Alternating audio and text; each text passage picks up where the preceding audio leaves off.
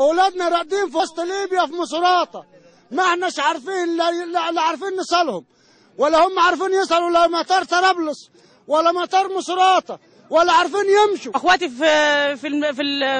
في طرابلس في المطار من امبارح العصر، وما فيش قالوا ما لاقيين طيران، عايزينهم يجوا باي طريقه. اهم حاجه عندنا الناس اللي في ليبيا ترجع سالمين غانمين الينا، وزاره الدفاع يشوف، والقوات المسلحه اللي ماسكين مصر دلوقتي يشوفوا اولادنا هيموتوا هناك في طرابلس وبنغازي وسرت في كل حته. معلش انا اخويا ده وحيد، اخويا ده وحيد على 5 بنات، ارجوكوا حد ينقذنا يا عالم. اخواتي الاثنين في المطار بتاع طرابلس لهم ثالث النهارده، واتصلوا بي اخر حاجه الصبح الساعه 6، قالوا ما فيش طيران بيجي خالص، اللي بتيجي بتشحن وتطلع، ما حدش بيلحقها. عندي ابن هناك، وعندي ابن اختي هناك، وعندي ولاد عم هناك، بقالهم 20 نفر هناك.